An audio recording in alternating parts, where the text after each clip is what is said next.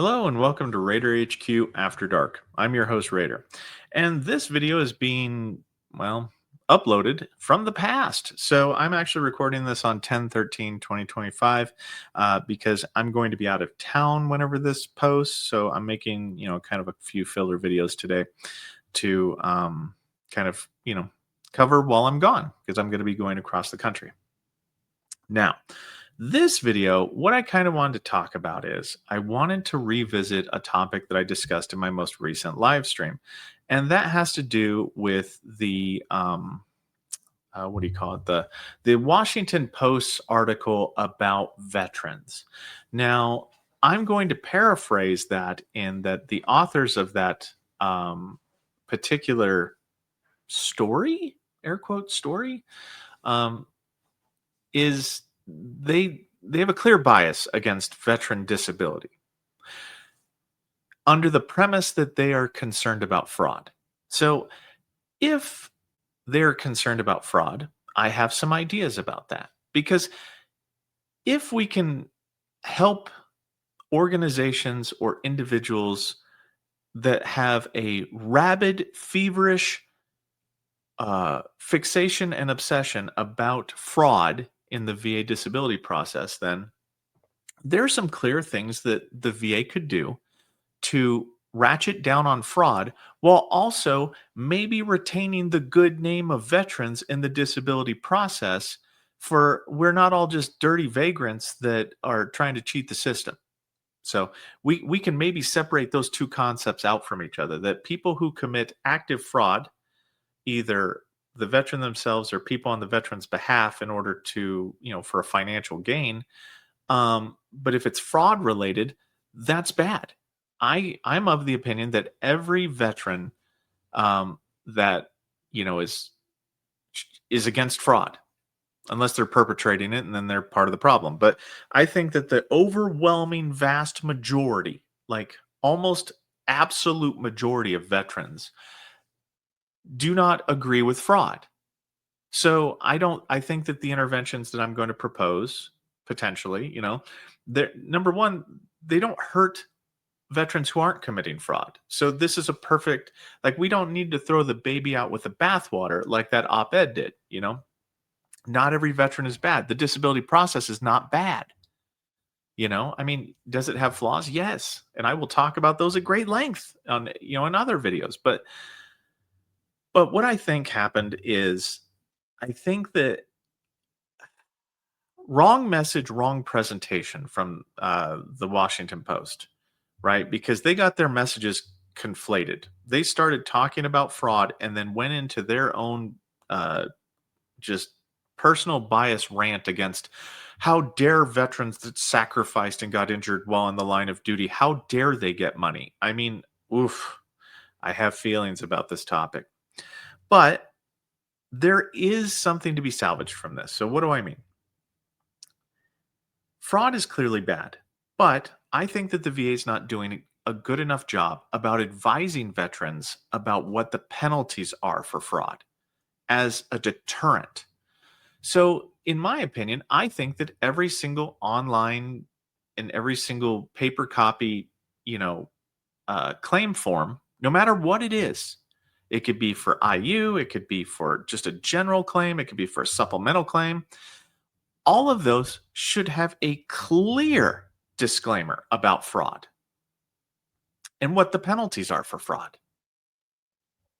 And it shouldn't be, if it's on there, which I haven't found it, but if it's on there, it's in, like two size font where nobody can read it. No, this needs to be blinking red to where if the veteran should actively do fraud, then they obviously discounted the warning that was provided. So that's on them at that point in time. And because honestly, not just what fraud, the penalties for fraud are, but maybe some examples of what fraud looks like, right? Because what I don't want to have happen is I don't want there to be a chilling effect on veterans filing claims because they're out of fear that, oh gosh, I could have I could commit fraud accidentally, Like, because many people might misunderstand like joint complaints, like, let's say your elbow, range of motion restrictions for, well, let's do the shoulder. The shoulder restrictions for range of motion when flare ups occur. Well, you're not having an active flare up. So some people might confuse reporting flare ups as being fraudulent behavior, which it's not. So the VA needs to do a better job about explaining what some of the prime instances are of fraud. So that way, veterans feel more comfortable talking about, say, like flare ups that happen. Because discussing flare ups is not fraud.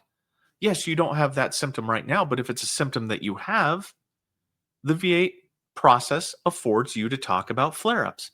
So I think, number one, the VA should do a better job at making disclaimers as a primary deterrent of what fraud penalties are. Then they should provide examples of what the mainstream fraud is. If OIG is reviewing veterans' claims and they're identifying patterns of behavior by veterans, doctors, whatever, then those patterns of behavior, those fact patterns for the fraud, those should be examples provided. Do not do this. And they should be updated periodically, quarterly, potentially, as to what the flavor of the week is for the fraud, if there is such a thing. I mean, I'm not saying that it would even change very often because fraud isn't that rampant, right? I mean, it's such a staggeringly low percentage that the fact that we have to even mention fraud is just to make people feel better. Advocacy groups, news organizations, make them feel better about the process, that the process is looking, reviewing, which I'm not against.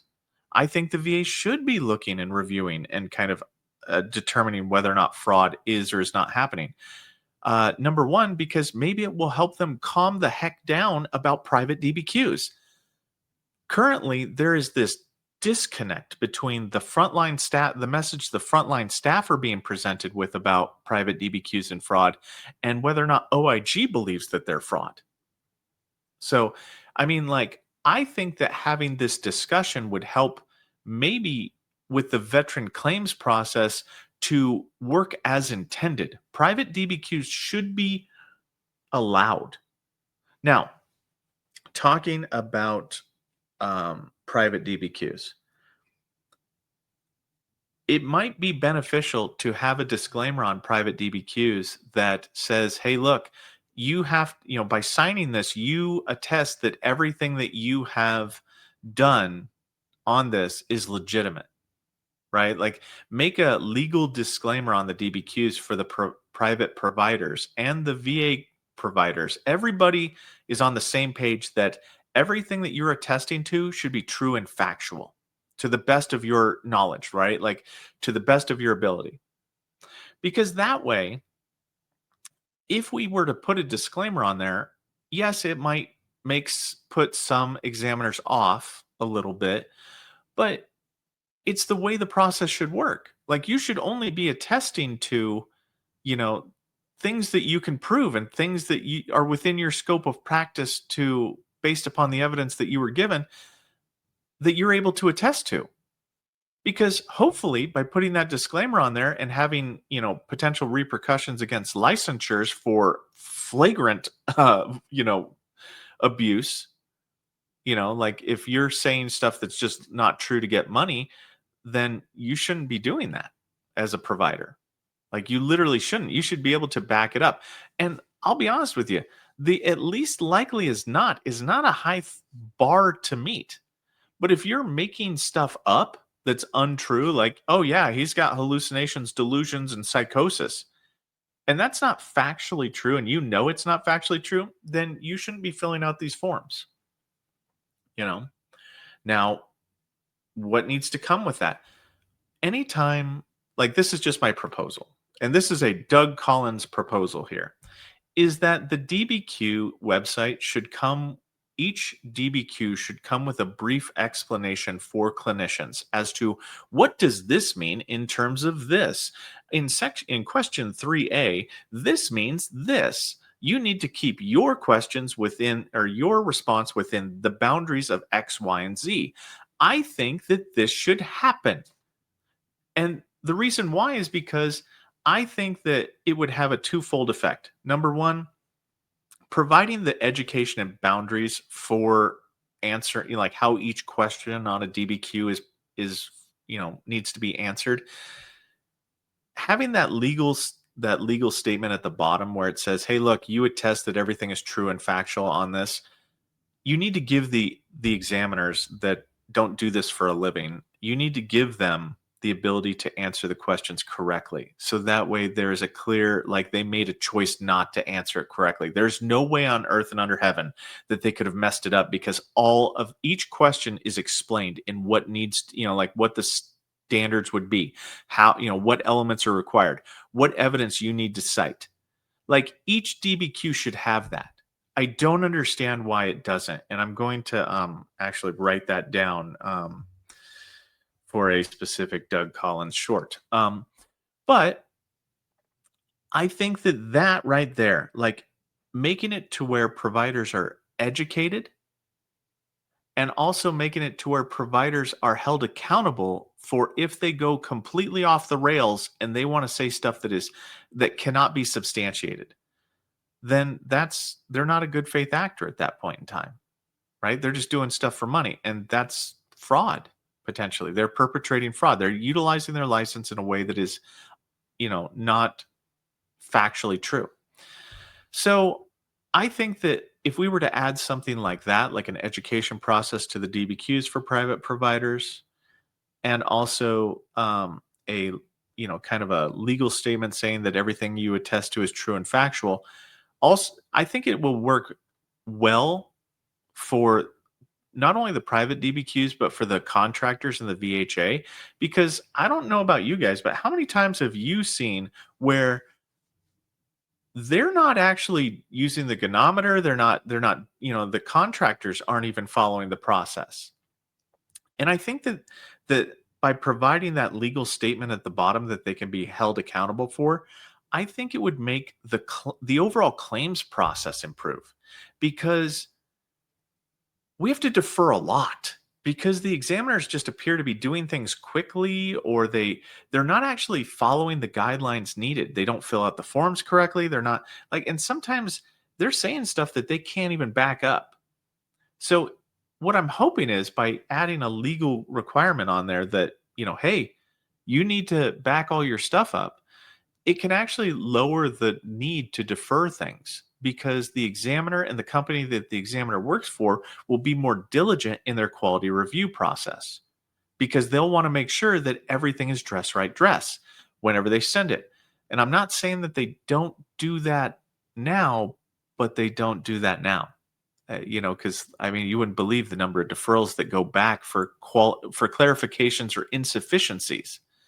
Um, but you'll every once in a while get an examiner who, for whatever reason, they're like, "No, I believe this." Okay, can you prove it though? Can you back it up? How do you come to that conclusion? And they don't want to hear any of it. They're just like, "I said it, so it's true." No, you need to back it up, or we're gonna, like, remember, you signed something that said everything has to be true and factual, so you need to account for it. Now, the final thing, and I'll try to keep this video short, the final thing that I was going to talk about for this is for, like, the Washington Post and whatnot. These are things that you can advocate for the VA to adopt stricter policies that don't necessarily make every veteran's claim into you're a dirty veteran trying to steal money from the government, and you're not really hurt, and, oh, I know you've got cancer, but that cancer, that's going to go away at some point in time, so you don't need money for that. Like, I don't know. I don't understand their perspective on this. And it gets me sidelined whenever I try to think about it, because it's like a personal attack. Their news article was to me. It's like it personally attacks me personally, and I'm like, oof, nope, don't do that. But let's say that this is the hill they want to die on, right? Like, let's say this is the hill they want to die on. Fraud is their thing. Well, then maybe they can leverage the VA to increase the penalties. Like, if you've notified the veteran community of what the penalties are, these are the common penalties or these are the common ways that fraud are being done. And let's say that bad actors or bad, like including veterans, are still choosing to go the way of fraud. Well, then maybe the penalties need to be increased. And then you need to reflect that on the claim submission forms and the claim documents that, hey, look, the penalty for fraud has went up. Find whatever the point is that it becomes a deterrent. And that might mean that the penalties for fraud go up. But I can tell you right now, I don't know what the penalties for fraud are. I don't. I'd have to actively search for that and look for that. And to me, that's not a deterrent if nobody knows what the penalties are. And those aren't freely being waved in your face. Because, I mean, let's be honest with ourselves. There's money involved here. There's a lot of money for the veteran, potentially. There's a lot of money for, uh, you know, claims companies, or not necessarily claims companies, because those ones don't actually influence anything, but the ones that have the built-in nexus letter type situations, like those ones have a clear, like, start to finish baked in kind of bias, right? Like that you really look at and you're like, ugh, would you say no? Like, would the examiner that's built into the claims company, would they say no? Right? If they're a separate organization or entity, fair enough. Like, I don't see any confliction there. But like, where was it Veteran Guardian? That I guess they're having alleged illegal adjudication or something like that because they had a built-in, like, that's the company that I'm thinking of right now, and that's why they're in legal trouble, is because of the thing that they're perpetrating allegedly is the thing that, I can kind of see why people would take issue with that. It's probably why they're in court right now.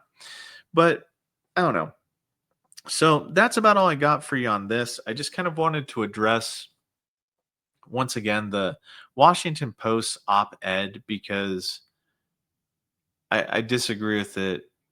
I disagree with how it was presented. I disagree with the premise of it. But I'm just trying to salvage, like, if you just had fell down the stairs and hit your head and then wrote this, or whatever you decided that this was a good idea to do, if what you meant to say was, hey, I think we should ratchet down on fraud, then I've provided some potential ways to ratchet down on fraud that doesn't overtly detract from the claims process, and it also doesn't make all of us veterans dirty fraudsters, which I feel like I need to say more and more and more. But that's about all I got for you on this one. Sorry, it's kind of a little bit more of a talky talk and not a showy show, because I am traveling at the time that this will be presented. So anyway, I'd like to thank all the members, all the subscribers for watching, everybody that watches, actually. Thank you guys for watching these to the end, hopefully. But if you haven't subscribed, please subscribe. And if you like what I do, then like a video. If you don't like the video, then you don't have to like the video. But I do notice, and I just want to say this because I'm kind of pre-recording this, but I think one of my historical ex-girlfriends actually watches my videos, because I always get one dislike. Almost always. One dislike. One human being watches this channel and dislikes nearly every single video. One person, just one. And I think it's hilarious. Like, if you're the one person that is disliking my videos, um make a comment in the chat, just because I want to know why you're disliking it. If you know me personally, because my voice is kind of distinct, then just make that known. You can email me and make it private. I promise to you, the one person that, I don't need everybody to like me, but I just find it extremely odd that one person is doing that. One person is following me around just saying, I don't like this. I don't like this. It just makes me laugh a little bit, because like, not every single video is going to be the best thing I've ever put out and whatnot. But I find that one person to be hilarious, and you know who you are, and I know that you're going to watch this one because you watch almost every single one of them. But anyway, I know I'm just rambling about that, but That's about all I got for you today. Raider out.